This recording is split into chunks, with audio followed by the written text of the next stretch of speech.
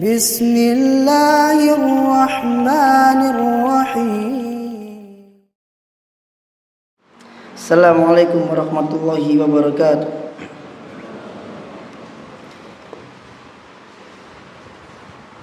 Innal hamdalillahi nahmaduhu wa nasta'inuhu wa nastaghfiruh wa na'udzu billahi min shururi anfusina wa min sayyiati a'malina. Man yahdihillahu fala mudhillalah wa man yudlil fala hadiyalah. Asyhadu an la ilaha illallah wahdahu la syarikalah wa asyhadu anna Muhammadan abduhu wa rasuluh. Allahumma salli wa sallim ala nabiyyina wa syafi'ina wa habibina Muhammad wa ala alihi wa ashabihi wa man tabi'ahum ila yaumiddin. Amma ba'du. Para jamaah rahimani wa rahimakumullah, kita masih membahas tentang permasalahan hak tetangga. Setelah pertemuan minggu lalu kita telah membahas tentang orang yang menutup pintunya dari tetangganya. Maksudnya adalah orang yang menghalangi tetangganya untuk mendapatkan kebaikan dari dirinya. Yang mana kalau seandainya tetangganya membutuhkan, kemudian tetangganya pergi ke rumah dia, maka dia langsung menutup pintunya.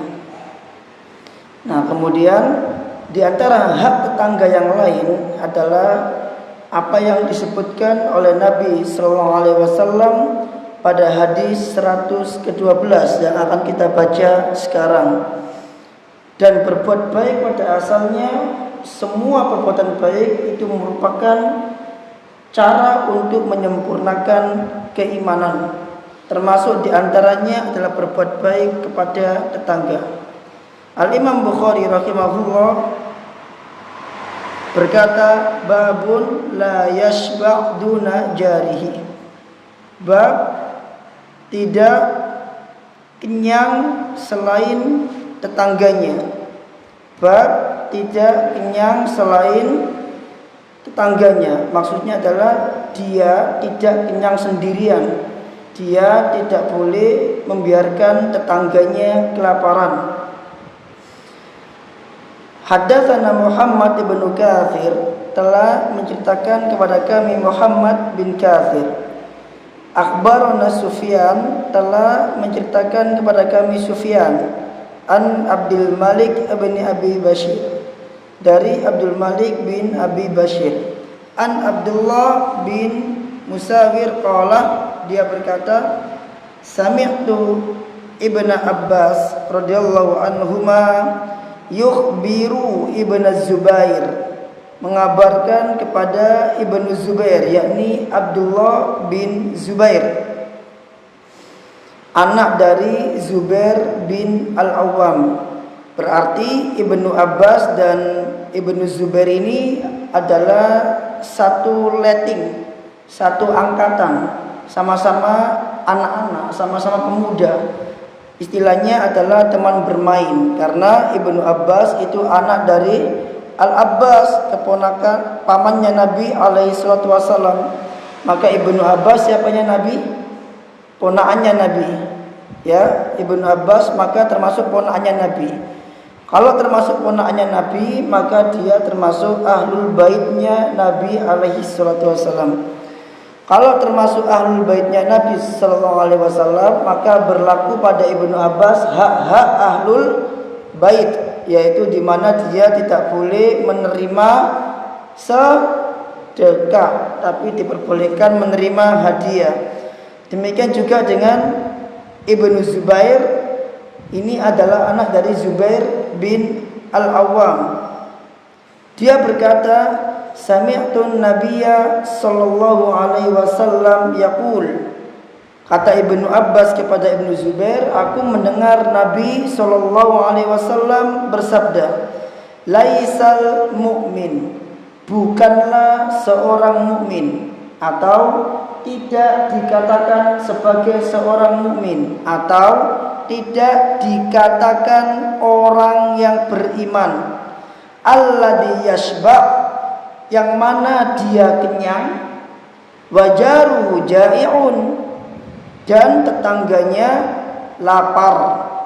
Artinya Nabi alaihi salatu wasallam memerintahkan dalam hadis ini untuk memperhatikan tetangga, sebagaimana hadis-hadis yang telah lalu.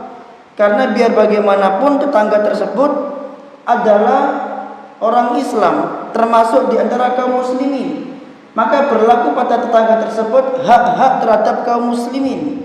Dan di antara hak-hak terhadap kaum muslimin adalah memperhatikan urusan mereka. Karena Nabi alaihi wasallam sebagaimana yang telah kita jelaskan beberapa pertemuan yang lalu, bahwasanya Nabi alaihi wasallam selalu memerintahkan kepada kita kepada hal-hal yang dapat menimbulkan kecintaan terhadap sesama, dapat menimbulkan kasih sayang terhadap sesama, dapat menimbulkan ukhuwah Islamiyah terhadap sesama. Dan sebagaimana juga yang telah kita jelaskan dan kita juga telah bacakan semua dalil-dalilnya, bahwa Nabi alaihissalam melarang kita untuk melakukan hal-hal yang dapat menimbulkan perpecahan di antara kaum muslimin, dapat menimbulkan permusuhan di antara kaum muslimin. Maka Nabi alaihissalam di antara caranya adalah dengan cara memerintahkan kita untuk memperhatikan urusan kaum muslimin, menolong urusan kaum muslimin. Rasul alaihi wasallam bersabda, "Innallaha kana fi auni akhihi, innallaha kana fi aunik." Sesungguhnya Allah akan senantiasa menolongmu. Akan senantiasa menolongmu kapan? Selama engkau menolong saudaramu. Maka nafi auni akhihi, selama dia menolong saudaranya. Nabi alaihissalam menjadikan syarat turunnya pertolongan Allah kapan? Ketika kita menolong saudara kita yang terkena musibah atau kesusahan. Tetangga ini saudara kita bukan? Saudara kita. Tetangga ini saudara kita, saudara Islam muslim kita. Kalau dia muslim, maka Allah akan menolong kita ketika kita menolong tetangga kita. Allah akan menolong kita, mengeluarkan kita dari kesulitan, memberikan kemudahan kepada kita kapan? Ketika kita memberikan kemudahan kepada saudara muslim kita. Ini umum, wabil khusus tetangga. Karena Nabi alaihissalam menginginkan kaum muslimin ini tetap berada pada satu bangunan yang kokoh, saling menguatkan batu bata yang satu dengan batu bata yang lainnya. Makanya Rasul mengatakan, al-mu'minu al-muslimu kalbunyan yashuddu ba'duhu ba'dan. Orang Islam itu seperti bangunan, saling menguatkan sebagian yang satu dengan sebagian yang lain.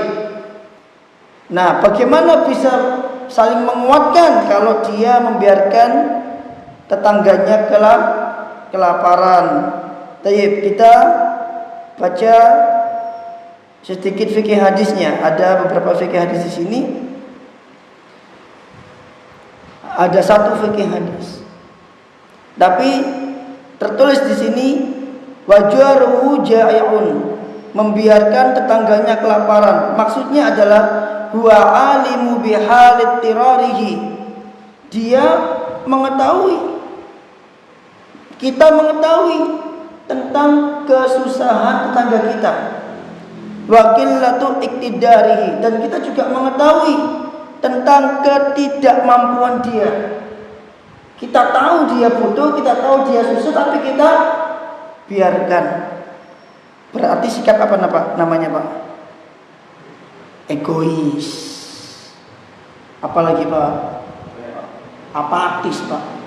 Kita kalau di tentara itu Pak, barisan itu Pak, biar langkahnya sama, Orang kalau lagi baris itu Pak, kita tentara itu kalau kanan semuanya kanan, kakinya yang diangkat gitu kan.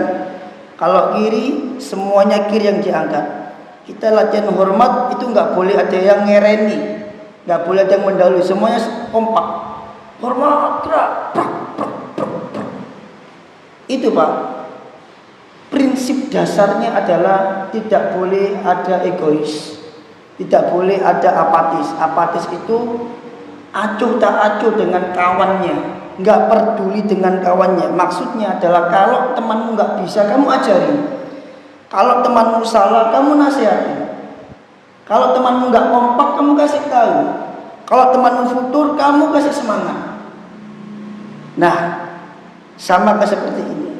Dia tahu tetangganya butuh, dia tahu temannya lagi butuh, tapi dia pura-pura tidak tahu. Kenapa kok pura-pura nggak tahu?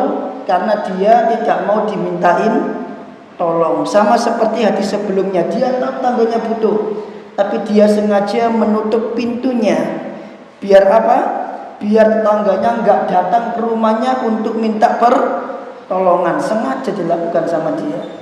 Nah, kata Rasul, orang seperti ini laisal mu'min, tidak dikatakan beriman. Loh, berarti kafir Ustaz? Tidak. Karena tidak menolong tetangga itu bukan pembatal keislaman. Bukan itu yang dimaksud. Ketika Nabi mengatakan laisal mu'min, bukan termasuk orang beriman, maksudnya adalah bukan orang kafir. Bukan itu maksudnya. Lalu maksudnya apa? Maksudnya ada pada penjelasan di bawah Pak, yang saya garis ini.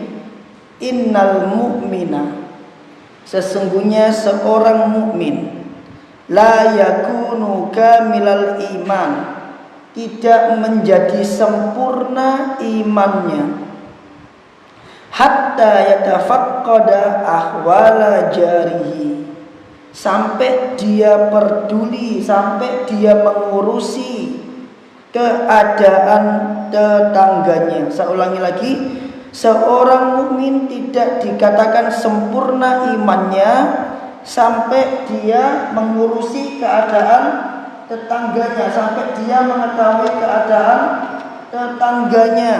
Wala yakfulu anhu, sampai dia tidak lalai terhadap keadaan tetangganya. Biwasihi hasbil mustata', biwasihi hasbil mustata', dengan cara melakukan kebaikan, dengan cara memperhatikan dia, dengan cara memperlakukan tetangganya dengan kebaikan, hasbal mustata', sesuai dengan kemampuan dia. Artinya kalau dia nggak mampu maka nggak ada masalah, tapi kalau dia mampu maka perbaiki tetangga itu sesuai dengan kemampuan dia.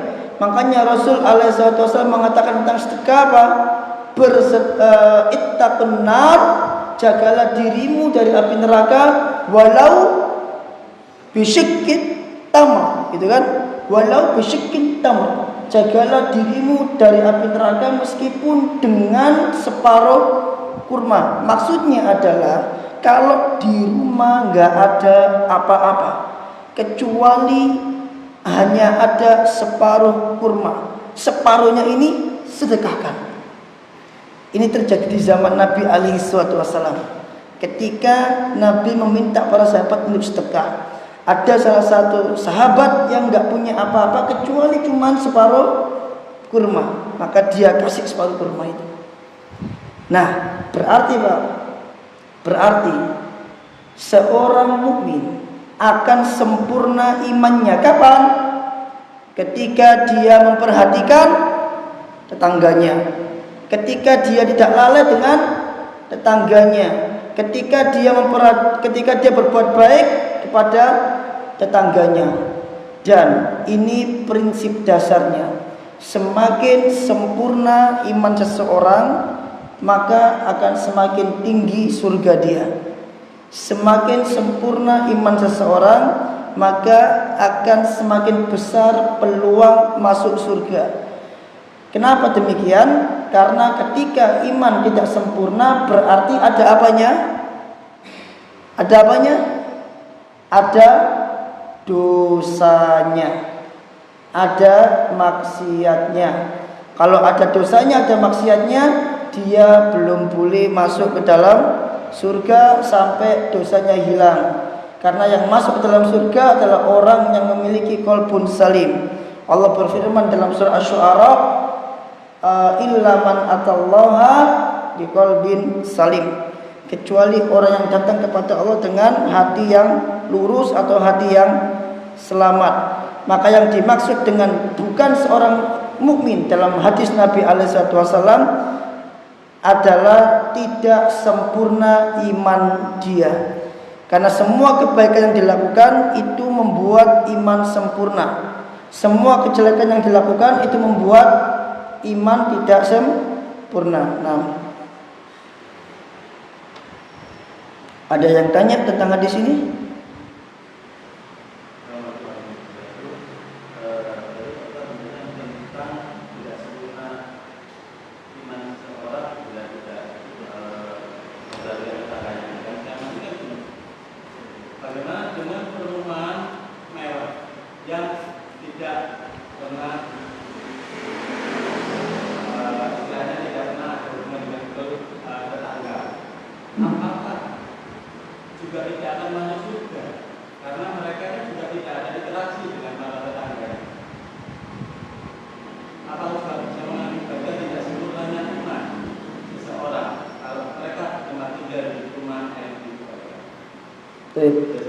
Wajazakumullah khairan.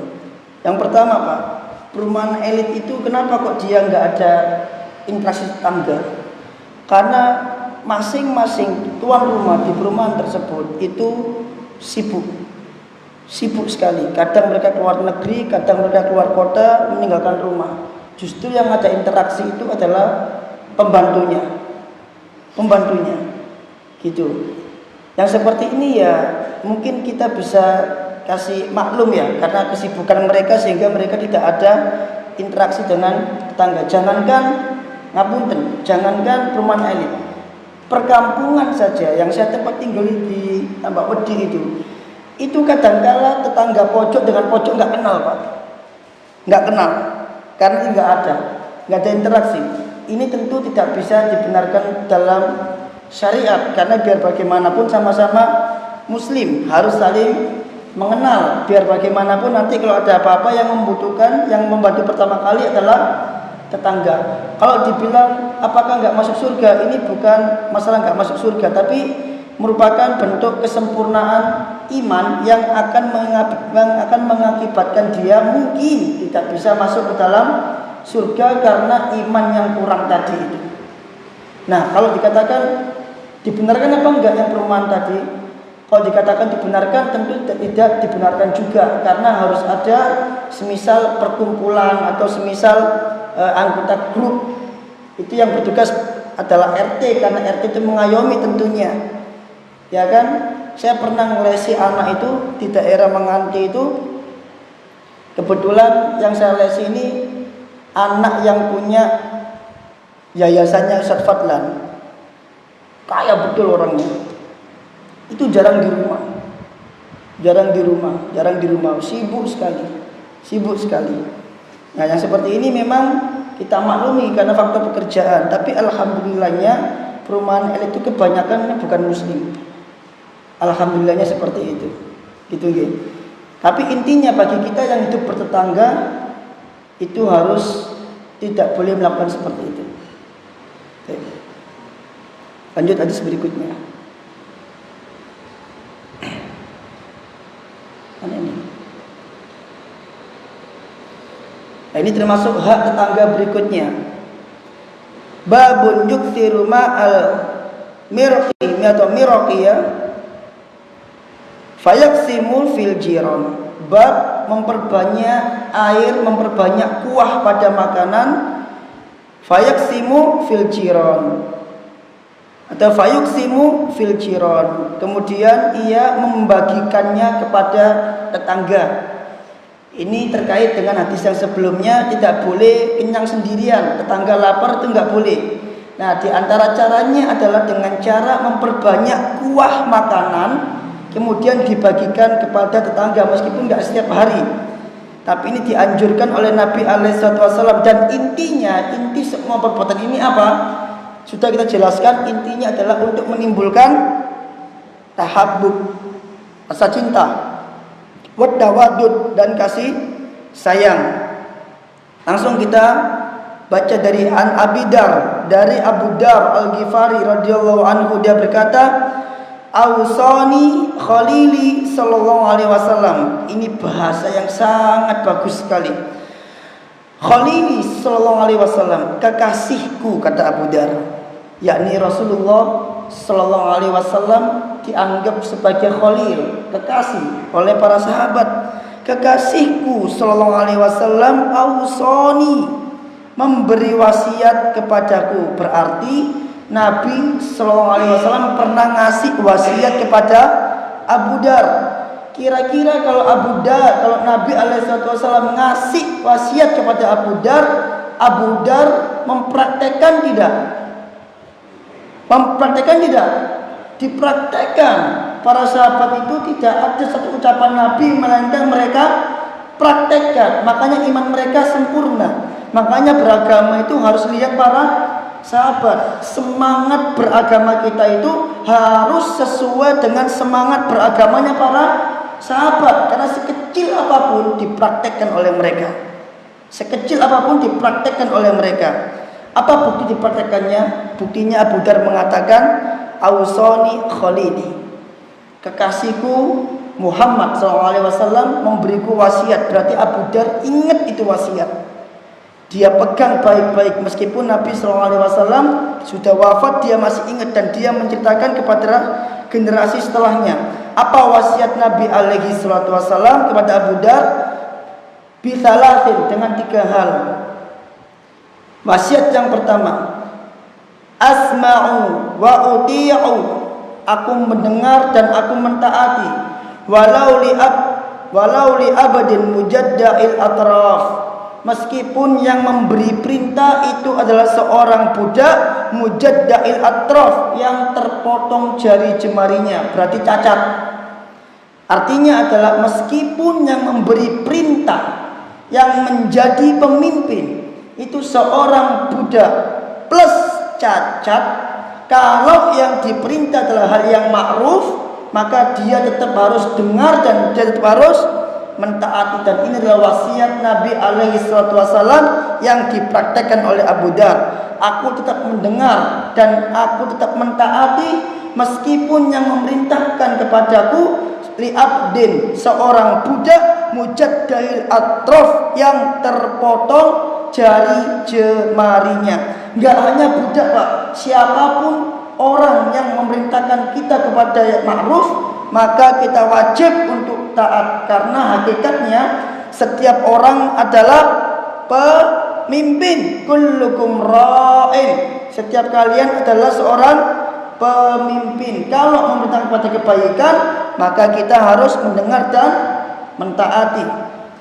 Tidak seperti orang-orang Yahudi. Mereka mengatakan sami'na wa asoina, kami dengar mek dirungokno tok, Pak, tapi wa asoina, dimaksiati, enggak ditaati, enggak dilakokno, dirungokno tok. Tapi itu tidak terjadi pada para sahabat. Innama qaulul mu'minin, kata Allah Azza wa Jalla dalam surat Nur, sesungguhnya ucapan seorang yang beriman, idza du'u ilallahi wa rasuli, apabila ia diseru kepada Allah dan Rasulnya, taatilah Allah dan Rasulnya, ayyaqulu sami'na wa ata'na, dia hanya menjawab sami'na wa ata'na, hanya 2, tidak ada pilihan lain, hanya 2, yaitu aku dengar dan aku taat. Ini sikap seorang muslim ketika mendengar perintah Nabi Alaihissalam. Allah berfirman dalam surah Al-Ahzab, idza qadallahu wa rasuluhu ayyakuna lahumul khiyarah, apabila Allah memberikan suatu keputusan dan Rasulnya memberikan suatu keputusan, ayyakuna lahumul khiyarah fi amrihim, tidak ada pilihan lain bagi urusan mereka kecuali harus mentaati Allah dan Rasulnya. Ini sifatnya orang para sahabat. Kalau Allah dan Rasulnya sudah kasih pilihan menetapkan suatu keputusan, Ayakuna lahumul khiyara, tidak boleh ada pilihan lain. Coba anak cek ayat berapa itu.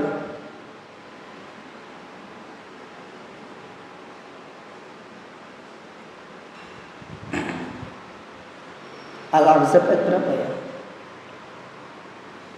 Khiyara.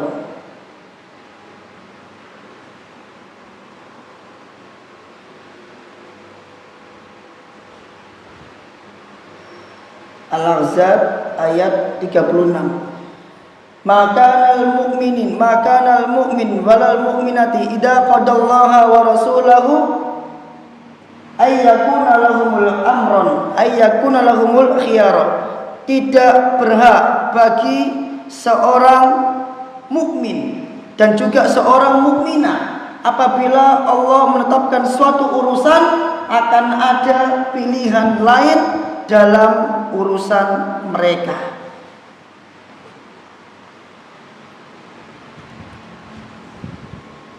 Maka jawabannya cuma dua, Pak. Sami'na wa ata'na. Tidak boleh mikir-mikir lagi. Karena apa yang diperintahkan oleh Allah itu sudah jelas kebenarannya. Apa yang diperintahkan oleh Rasul jelas kebenarannya. Enggak boleh ragu-ragu lagi. Enggak boleh ragu-ragu lagi. Enggak boleh mendahulukan akal di atas dalil. Udah jelas urusannya. Kalau Allah bilang A, Nabi bilang B, ya sudah, sami'na wa ata'na. Mau benci, mau enggak suka tetap harus taat. Mau terpaksa atau tidak tetap harus taat. Saya pernah ceritakan kepada panjenengan tentang perang Hamratul Asad, Pak. Perang Hamratul Asad itu perang yang terjadi setelah perang Uhud. Bagaimana kaum muslimin mengalami kekalahan yang telak pada perang Uhud, dan mereka mengalami luka-luka yang berat pada perang Uhud. Mereka kembali ke Madinah dalam keadaan luka-luka. Kemudian di subuh harinya, tatkala Bilal selesai adzan, maka Nabi SAW memerintahkan kepada para sahabat alumni perang Uhud untuk kembali melakukan persiapan mengejar kaum musyrikin yang berlari, yang pulang menuju Mekah selepas perang Uhud. Itu terjadi kapan? Besoknya, Pak. Besoknya. Orang-orang apa yang dilakukan oleh para sahabat dalam keadaan seperti itu, dengan luka-luka yang ada, dan itu bukan luka silet, tapi luka pedang, luka tusukan, luka panah. Maka mereka mempersiapkan diri mereka dan mereka berangkat lagi bersama Nabi SAW berjalan kaki menuju sebuah tempat yang bernama Hamraul Asad. Sampai di tempat itu nggak jadi perang, balik lagi. Itu mereka mengatakan nggak ngomong kayak gini mereka. Tahu gitu ngapain kita berangkat, mau ujung-ujungnya nggak perang? Enggak, Pak. Kalau Nabi udah katakan A, kita berangkat A. Sampai ada dua orang pemuda dikisahkan itu, mereka dua orang pemuda ini bersaudara, tidak punya kaki, masing-masing nggak punya kaki, hanya tinggal satu kakinya. Akhirnya mereka, salah satu di antara kedua orang ini memiliki niatan untuk meminta udzur kepada Nabi SAW tidak ikut perang. Boleh nggak dia nggak ikut perang? Boleh, karena dia memang keadaannya nggak memungkinkan untuk ikut perang. Tapi salah satu saudaranya dia mengatakan, enggak, aku kepingin ikut perang bersama Nabi SAW, saking kepinginnya. Terus gimana? Ya udah gini saja, kita gantian jalannya. Saya seret kamu, nanti kamu seret saya.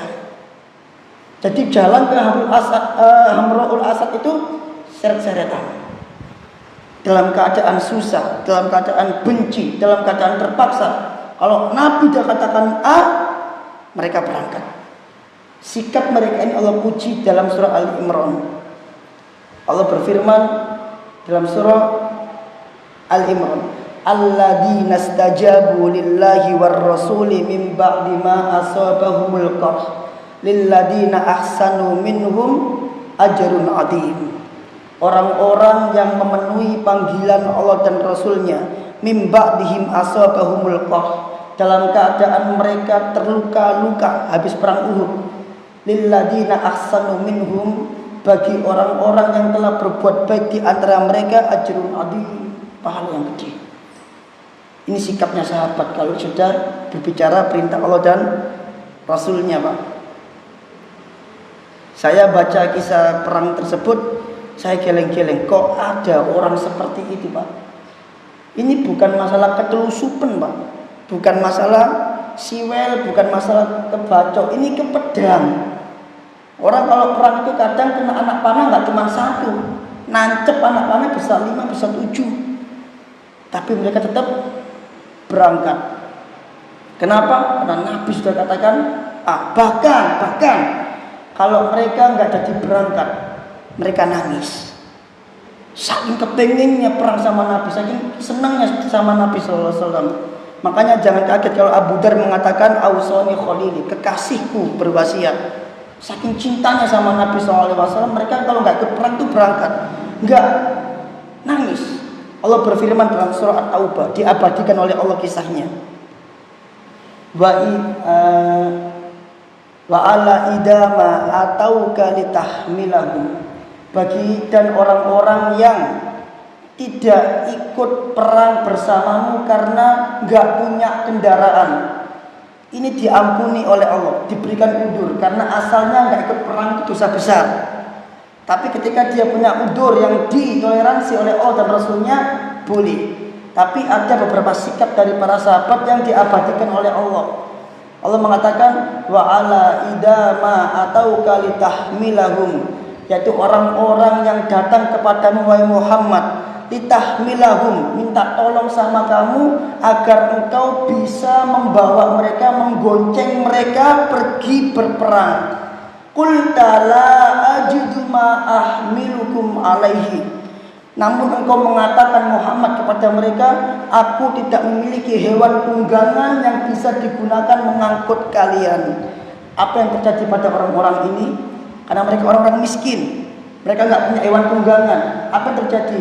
Tawallaw wa a'yunuhum tafidu minad dam'i. Mereka pun berpaling dari Nabi SAW. Wa a'yunuhum tafidu minad dam'i, seraya mencucurkan air mata mereka. Luar biasa. Mungkin kita kalau nggak ikut perang, mungkin alhamdulillah ya saya urip, nggak perang, alhamdulillah. Itu nggak terjadi pada para sahabat. Meskipun mereka nggak punya hewan tunggangan, mereka datang ke Nabi minta tolong, ya Rasulullah, barangkali ada yang mau bonceng kami, barangkali ada yang punya unta lebih, barangkali untanya kosong atau kudanya kosong, bonceng kami. Ternyata Nabi mengatakan la ajidu ma ahmilukum alaihi, aku nggak punya sesuatu yang bisa membawa kalian ke medan perang. Tawallu, mereka pun berpaling. Wa ayunuhum, dan mata mereka tafidu minad dam'i hazana, meneteskan air mata. Bukan netes, Pak, mencucurkan air mata. Bercucuran air mata mereka hazanan, mereka bersedih. La yajidu ma yunfikun. Kenapa mereka bersedih? Karena mereka tidak punya sesuatu untuk mereka infakkan di medan perang. Karena kalau mereka punya hewan tunggangan, maka mereka infakkan hewan tunggangan mereka untuk fisabilillah. Tapi mereka tidak punya. Artinya para sahabat itu ketika terluput darinya satu kebaikan, mereka ngapain? Mereka sedih. Kalau kita terluput satu sholat, terlambat satu sholat, kita biasa bersedih. Biasa. Berarti agama kita belum mencontoh agamanya para sahabat dalam masalah kebaikan. Para sahabat itu kalau terluput satu kebaikan, mereka sedih. Nah, posisikan kita seperti itu. Kalau kita terluput sholat, ketiduran misalkan, itu sesuatu yang diberi udzur oleh Rasul, ketiduran. Tapi posisikan diri kita menyesal karena sudah terluput sholat disebabkan tidur, meskipun hukum asalnya boleh. Orang ketiduran nggak sholat itu boleh, tapi posisikan diri kita menyesal, besok nggak boleh ketiduran lagi. Itulah sifatnya sahabat. Kalau benar-benar ingin niru mereka. Nah, saya lanjut lagi, masya Allah. Mana tadi wasiatnya ya? Wa idza sana'ta maraqatan, apabila engkau membuat makanan yang berkuah, fa'aksir ma'aha, perbanyaklah kuahnya. Summandur ahla baitin, kemudian kamu lihat ahla baitin min jironika, orang-orang penghuni rumah dari tetangga-tetanggamu, kamu lihat. Fa'asibahu minhu bima'rufin, maksudnya bagilah dia, bagilah makanan tersebut. Kemudian wasiat yang kedua, yang ketiga, lihat ini, wasollis sholata li waqtiha. Kata Rasul kepada Abu Dar, dan sholatlah engkau tepat pada waktunya. Tepat pada waktunya. Ini wasiat Nabi SAW dan perintah Allah Azza wa Jalla. Di antara bentuk menjaga sholat, saya ulangi, di antara bentuk menjaga sholat itu bukan panjenengan sholat kapanpun. Sholat duhur setengah 12. Di antara bentuk menjaga sholat itu bukan panjenengan sholat duhur jam 1, jam 2, jam setengah 3, bukan itu. Di antara bentuk menjaga sholat itu adalah ketika panjenengan sholat di awal waktu. Karena Allah berfirman, hafidhu ala sholawati was sholatil wusta, dan jagalah sholat-sholat dan sholat asar. Kata para ulama, menjaga sholat itu dengan cara sholat di awal waktu. Ketika dia sholat di awal waktu, berarti dia telah memperhatikan urusan sholat. Bagi yang gak punya udur tentunya. Karena ada kalanya orang sholat di akhir waktu, bukan karena udur, tapi karena meremehkan. Dan di antara cara mendapatkan ridho Allah Azza wa Jalla itu sholat di awal waktu, tergesa-gesa untuk melakukan kebaikan. Allah berfirman tentang Musa, wa ma a'jalaka an qaumika ya Musa, surat Toha. Wahai Musa, apa yang membuatmu tergesa-gesa dan meninggalkan kaummu? Karena Musa diundang oleh Allah untuk hadir ke Bukit Tursina menerima apa? Menerima wahyu berupa apa wahyunya Musa? Ayo, Taurat. Kalau kata orang-orang Nasrani, Torah, berupa Torah, tebel langsung ceprek begitu, yang terbuat dari kaca. Karena nanti pada akhirnya Torah itu dibanting sama Musa dan pecah. Musa tergesa-gesa dan bertanya, kenapa engkau tergesa-gesa? Kata Musa alaihissalam, qalahum ulai ala athari wa ajiltu ilaika rabbi litardo. Oh, nanti kaumku ya Allah akan nyusul aku, tenang saja.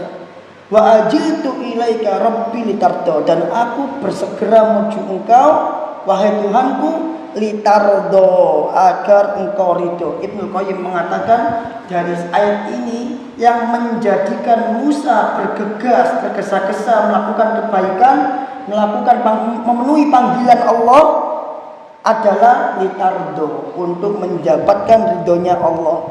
Maka ridhonya Allah, kata Ibnu Qayyim, maka ridhonya Allah tidak akan didapatkan kecuali dengan cara bersegera memenuhi panggilan Allah. Dan ini yang dikatakan oleh Syekhul Islam Ibnu Taimiyah, dan sholat bagian dari panggilan Allah. Berarti ketika kita ketinggalan sholat, boleh enggak? Boleh, tapi posisikan kita nyesel. Enggak seharusnya kita ketinggalan sholat. Dan saya pernah katakan ini juga, bahwasanya para ulama menjadikan standar seseorang akidah yang lurus dan orang ini pantas diambil ilmunya kapan? Kalau sholatnya bagus. Ya, mereka mengatakan apa? Kamu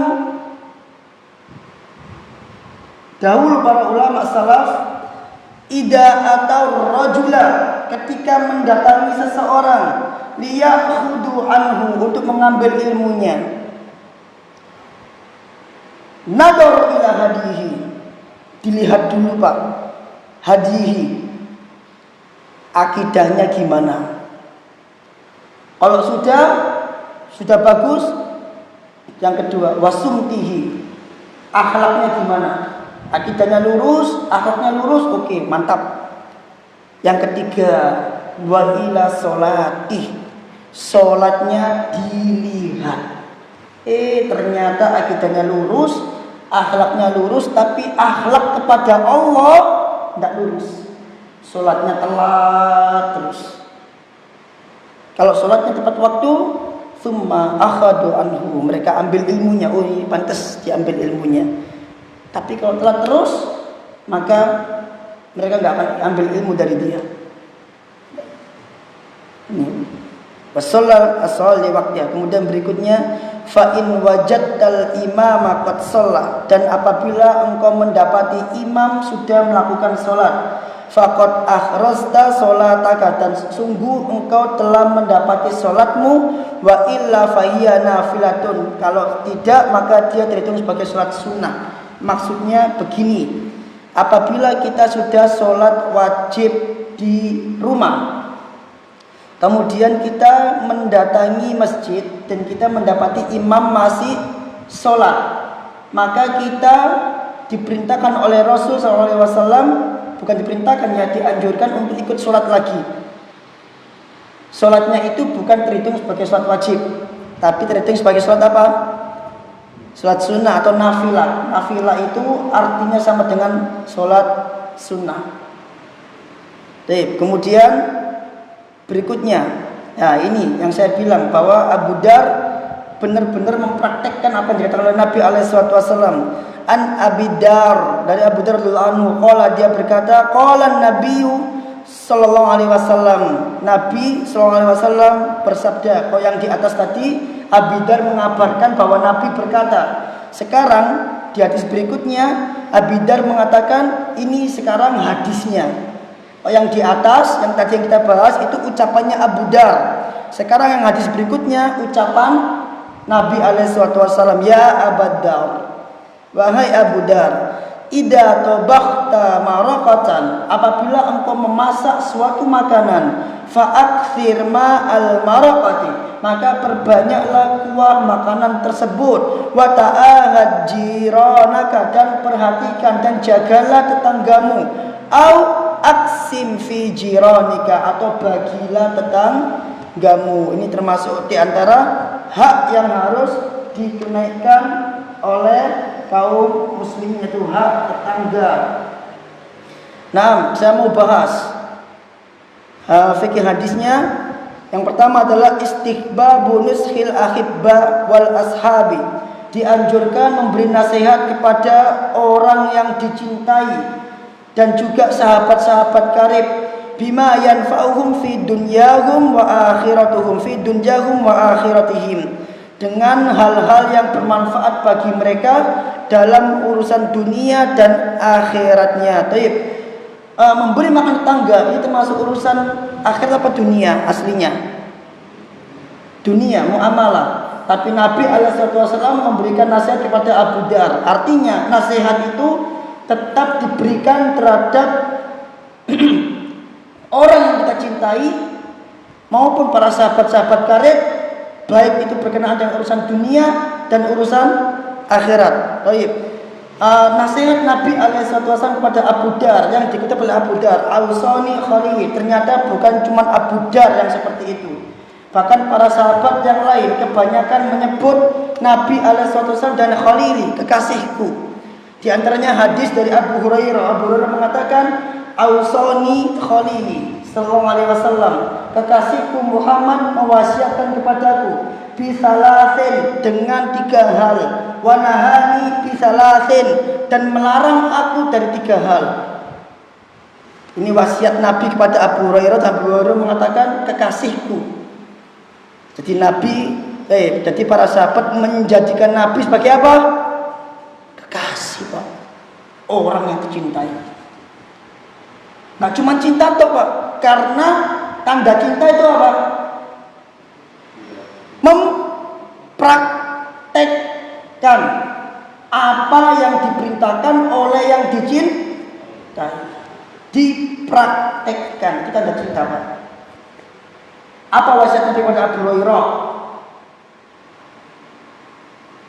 Nabi mengatakan, apa ini? Saya tulis tidak jelas ini.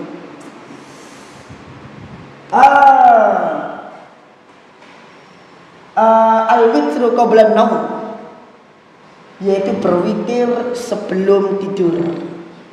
Ayo, siapa yang semalam udah witir? Ini wasiat Nabi kepada para sahabat loh. Kalau wasiat itu kira-kira yang diwasiatkan itu sesuatu yang penting atau nggak penting?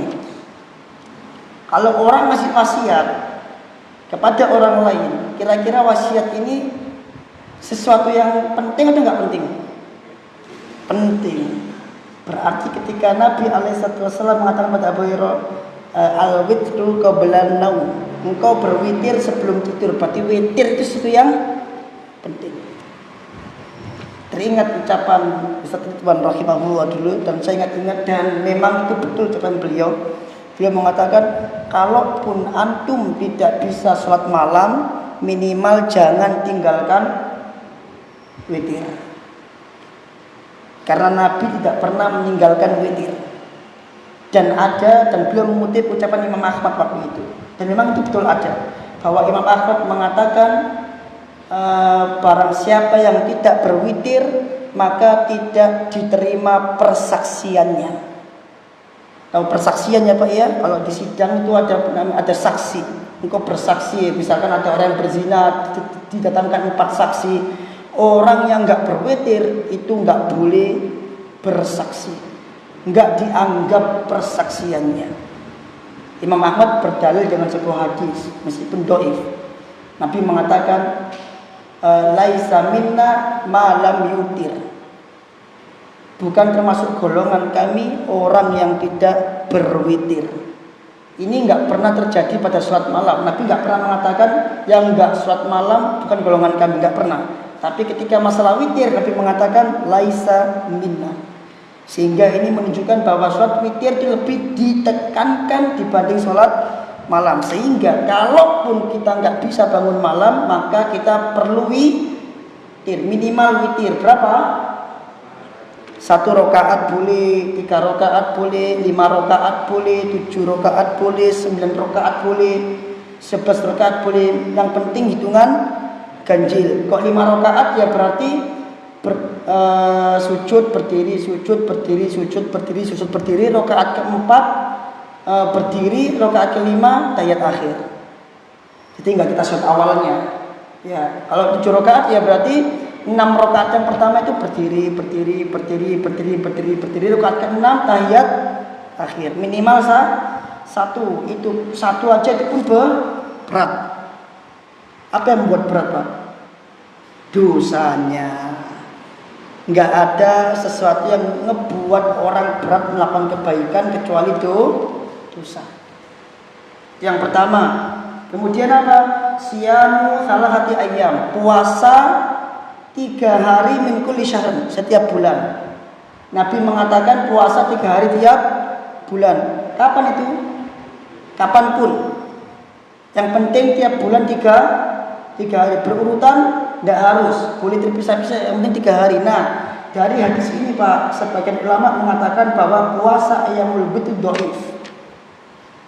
Sebagian ulama mengatakan ayyamul bid itu tidak disyariatkan. Yang disyariatkan adalah puasa kapanpun, yang penting 3 hari. Karena Nabi ketika menyebutkan hadis ini, Nabi mengatakan siyamu salati ayyam min kulli syahr. Puasa 3 hari tiap bulan. Hanya itu yang Nabi sebutkan. Nabi enggak menyebutkan puasa ayyamul bid, enggak. Sehingga para ulama mengatakan, sebagian mereka mengatakan bahwa tambahan ayyamul bid ini adalah tambahan yang dhaif. Kenapa dhaif? Karena bertentangan dengan hadis yang lebih sahih dibanding tersebut. Tapi siapa yang mau melakukan ayyamul bid, tafadhol. Cuman ini sebagai bentuk tambahan wawasan terhadap panjenengan bahwa ternyata ada hal seperti itu, sehingga nanti ketika satu hari panjenengan menjumpai kok ada orang yang nggak mau ayyamul bid, yang malam menyalahkan yang ayyamul bid, maka dia berpendapat dengan pendapat yang tadi, menganggap hadis ayyamul bid itu tidak sahih. Sama seperti apa Pak?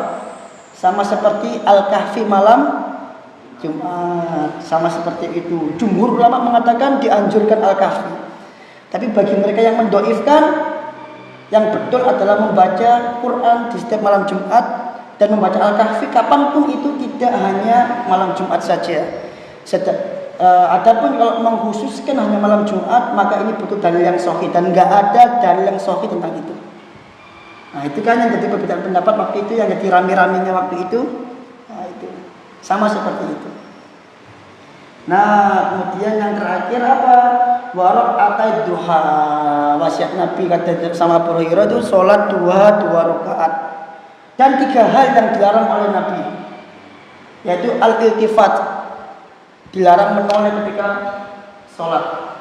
Sekarang saya mau tanya, menoleh hukumnya dalam sholat membatalkan sholat apa enggak? Ayo. Tidak lah, belum lihat ya apa? Tidak berlebihan. Berarti gimana? Oh gini.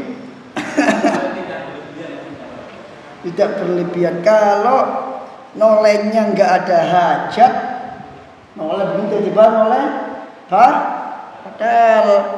Tapi kalau nolehnya ada hajat, tidak batal. Seperti video yang viral waktu itu, Syekh Ali Al-Hudaifi ketika sholat dia noleh begini, nah itu ada hajat. Atau misalkan panjenengan sholat sendirian di masjid sini misalkan sendirian, tapi ngebawa anak, ya tiba-tiba itu jendela terbuka, anaknya ke situ. Nah jangan khawatir, maka jangan noleh untuk memastikan itu anak nggak apa-apa. Yang ini juga tidak mengapa. Intinya bergerak dalam sholat. Noleh kan bergerak loh. Bergerak dalam sholat, apabila gerakan itu ada hajat, maka dia tidak membatalkan sholat. Atau misalkan gerakan itu dilakukan untuk mendukung kesempurnaan sholat, maka boleh. Misalkan apa? Soft. Nah ketika softnya bolong, panjenengan maju menempati soft yang kosong, itu bergerak atau tidak? Bergerak apa enggak itu? Bergerak. Batal apa enggak? Enggak batal, karena gerakannya tujuannya apa? Untuk menyempurnakan sholat. Ya, makanya kemarin Ustaz Furqon ada hal yang lucu. Mas Furqon itu dia sholat telat, ya kan?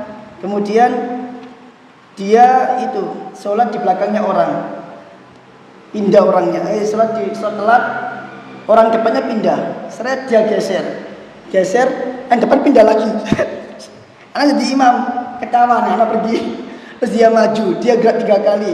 Setelah sholat tak ketawain, antum kasihan. Tarik sutro, baru geser, orangnya pindah, geser lagi, pindah. Terus dia bingung, ini maju gak ya? Akhirnya dia milih maju ke sini akhirnya. Harusnya boleh nggak dia maju? Seandainya dia nggak maju, boleh nggak? Boleh aja. Selama dia memastikan dirinya aman, tidak dilewati oleh orang, nggak ada masalah. Ya, karena di antara tujuan sutro itu apa? Untuk memberikan keamanan kepada orang yang sholat agar tidak dilewati orang. Itu tujuannya sebenarnya. Makanya para ulama itu mengatakan seandainya batas orang haram lewat itu seukuran 3 dirok, 3 hasta. Itu pendapat yang pertama. Pendapat yang kedua, ukuran batas orang nggak boleh lewat depannya orang sholat itu adalah sejauh dia sujud. Jadi dia nggak boleh lewat depan orang sholat dalam area jarak dia berdiri dengan sujudnya dia. Atau kalau kita pakai ukuran dirok, maka dia nggak boleh lewat depan orang sholat ketika masih berada dalam area 2 dirok, 2 hasta. Nah berarti kalau kita jadikan garis ini sebagai patokan, maka orang nggak boleh lewat antara kita dengan garis.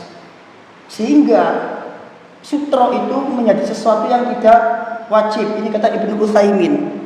Ya, juga dikatakan oleh Al-Imam As-Sabuni dalam Subulus Salam, sarannya Bulughul Maram. Ya, tapi yang lebih afdol memang menaruh sesuatu pada depannya, itu lebih afdol. Tapi kalau dia nggak naruh, dia cuma menjadikan misalkan mic sebagai pembatas begini, boleh nggak? Boleh, karena dia gunanya hanya untuk patokan, menghalangi orang sholat. Nah, tapi ketika dia mau naruh benda yang besar seperti yang begini, itu lebih afdol. Kenapa? Karena tujuan sutro salah satunya adalah untuk membatasi pandangan, biar nggak noleh ke sana kemari. Itu tidak ada tujuannya. Nah, noleh itu nggak boleh, kata Nabi. Kemudian wa'au ka i'aqil kirdi, duduk i'aq seperti i'aqnya kera. Jadi dalam sholat itu tidak boleh melakukan sesuatu yang menyerupai hewan, Pak. Nah, duduk i'aq itu ada dua macam, ada yang boleh, ada yang tidak boleh. Yang enggak boleh itu ketika duduk i'aq seperti i'aqnya kera atau seperti i'aqnya anjing. Bagaimana caranya? Duduk i'aq yang boleh itu adalah dengan cara yang biasa dilakukan oleh Pak Marsukan. Kalau antum lihat, dia menegakkan punggung telapak kakinya, kemudian meletakkan pantatnya di atas punggung kaki tersebut. Jadi kalau kita tasyahud biasanya kita menduduki kaki sebelah kiri dan menegakkan kaki sebelah kanan. Tapi ini tidak. Ini menegakkan kedua-duanya dan duduk di atasnya. Kata Ibnu Abbas, inilah sunnah Nabi Muhammad SAW. Nah, lalu bagaimana yang dilarang? Yang dilarang adalah ketika panjenengan tidak menegakkan kaki kedua-duanya dan panjenengan duduk di atas telapak kaki. Persis seperti panjenengan lagi dzikir. Habis sholat, panjenengan dzikir, biasanya panjenengan kan nggak bersilah, tapi menduduki telapak kaki. Itu kalau panjenengan lakukan dalam sholat, itu merusak sholat. Itu termasuk i'aq yang dilarang. Ya, tahu kan kayak orang minum teh itu loh. Iya, kayak orang duduk sopan itu loh. Menuduk ini telapak kaki begini, dia duduk di atasnya. Nggak boleh. Yang boleh dua, menegakkan dua-duanya, duduk di atasnya, atau duduk seperti tasyahud pada umumnya. Atau duduk yang dilarang yang kedua, i'aq yang dilarang kedua adalah meletakkan pantat di tanah. Tahu orang main bekel, Pak? Duduknya gimana orang anak-anak main bekel itu? Nah, dia meletakkan pantatnya di tanah dan kakinya menyamping begini. Nah, itu juga nggak boleh dilakukan dalam sholat karena itu menyerupai anjing. Anjing itu meletakkan pantatnya di tanah dan kakinya berada di samping. Yang dilarang oleh Nabi SAW. Jadi hati-hati ketika panjenengan sholat, jangan sampai duduk seperti i'aq, yaitu dua bentuk tadi itu. Meletakkan pantat di tanah atau meletakkan pantatnya di telapak kaki. Sekalian aja kalau mau tegakkan telapak kakinya, duduk di atasnya. Kalau misalkan nggak bisa tasyahud, nggak bisa duduk iftiros misalkan. Nah, kemudian yang terakhir adalah warna koro karena kritik, yaitu Nabi melarang dalam sholat itu, ini kata wasiat Nabi pada Abu Hurairah, dengan cara apa? Mematuk seperti mematuknya ayam. Artinya dia nggak tumakninah, dia cepat sujud baru nempel langsung bangkit. Nah, itu seperti mematuknya ayam, itu dilarang oleh Nabi Sallallahu Alaihi Wasallam. Kemudian sekalian nanti terakhir mungkin ya. Oh, udah selesai, udah cukup. Saya kira cukup. Adapun yang ini mungkin hampir sama dengan yang bagian atas, tapi mungkin yang kedua mungkin ya. Tidak boleh meremehkan sesuatu pun dari jenis-jenis kebaikan, karena semua itu terhitung kebaikan. Iya, nggak boleh meremehkan kebaikan, Pak. Karena kita nggak tahu kebaikan mana yang membuat kita masuk ke dalam surga. Mungkin kita akan masuk ke surga bukan dengan sholat kita, bukan dengan puasa kita, tapi dengan senyuman kita. Mungkin kita masuk surga bukan dengan pahala haji kita, bukan dengan pahala Ramadan kita, tapi kita masuk surga justru bisa jadi dengan pahala mengucapkan salam. Artinya kita nggak tahu. Mungkin panjenengan tanya, loh Ustaz, kemana pahala sholatnya, kemana pahala puasanya, apakah terhapus? Begini Pak, ketika panjenengan sholat, ketika panjenengan puasa, apa panjenengan yakin itu membuahkan pahala? Apakah panjenengan yakin itu pahala panjenengan sempurna? Apakah panjenengan yakin sholatnya diterima oleh Allah? Nggak ada yang yakin. Karena itulah kenapa kok ada namanya sholat sunnah, gunanya untuk menembel sholat wajib. Kenapa kok ada puasa sunnah, gunanya untuk menembel puasa wajib. Dan tidak boleh meremehkan semua kebaikan yang kecil, karena bisa jadi orang itu masuk surga karena kebaikan yang kecil, bukan karena yang besar. Karena yang besar nggak diterima oleh Allah. Karena mungkin ketika sholat dia sering nggak ikhlasnya, sering nggak khusyuknya, sehingga Allah aku nggak suka ini sholatnya. Tapi ternyata ada satu kebaikan yang panjenengan lupa, tapi Allah ingat, Allah catat, yaitu ketika panjenengan ngucapin salam dengan ikhlas, assalamualaikum. Saking ikhlasnya panjenengan, Allah lihat, Allah terima. Ternyata ini yang membuat panjenengan masuk ke dalam surga. Itu maksudnya. Hadisnya ada, nanti kalau anda baca itu kepanjangan. Kemudian yang terakhir, Yang fikih sholat tadi itu disyariatkan sholat bersama imam naflan, sholat nafilah. Lilladzi shalla fi baitihi, bagi orang yang sudah sholat di rumahnya atau di lain selain rumahnya, walau fi jama'atin, meskipun dia secara berjamaah. Tsumma adrakal jamaah fil masjid, kemudian dia mendapati jamaah lagi di masjid.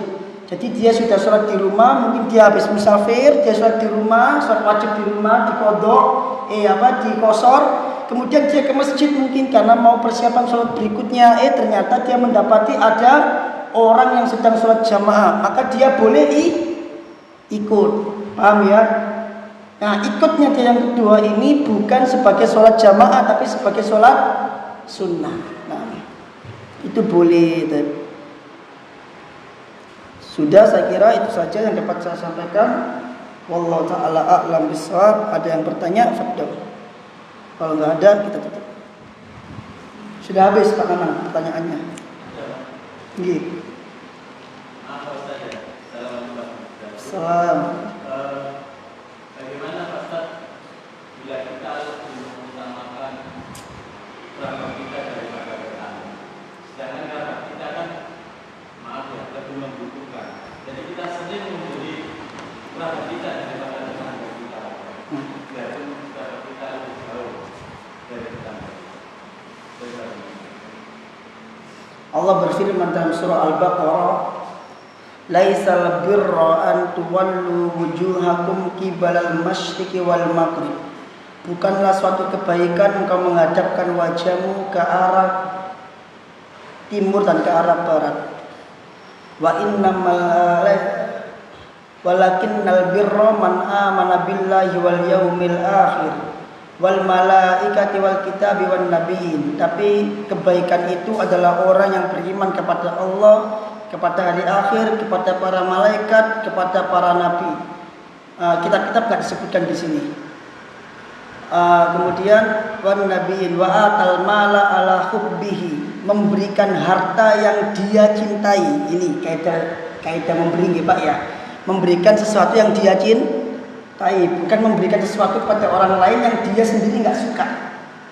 Tapi kita usahakan memberi itu sesuatu yang kita suka. Wa atal mala ala hubbihi, memberikan sesuatu yang kita suka kepada siapa? Yang pertama, kebaikan itu memberikan sesuatu yang kita cintai kepada siapa? Yang pertama, wa atal mala ala hubbihi dawil qurba, kepada orang-orang yang memiliki hubungan kerabat. Berarti itu yang pertama. Yang kedua, wal yatama, kepada orang-orang anak-anak yatim. Yang ketiga, wal masakin, kepada orang-orang miskin. Kemudian wabnas sabil, yaitu orang-orang yang ibnu sabil itu orang-orang yang musafir tapi dia nggak punya kehabisan bekal, nggak punya uang buat balik. Itu ibnu sabil misalnya. Nah, itu kebaikan. Itu yang pertama apa tadi? Dawil kurba. Paham ya? Jadi boleh nggak mengutamakan kerabat dibanding tetangga? Jawabannya boleh. Oke, ada lagi? Di surat Al-Baqarah juz 2 kanan atas. Ada lagi? Sudah? Kita akhiri ya. Subhanakallahumma wa bihamdika asyhadu an la ilaha illa anta astaghfiruka wa atubu ilaik. Assalamualaikum warahmatullahi wabarakatuh.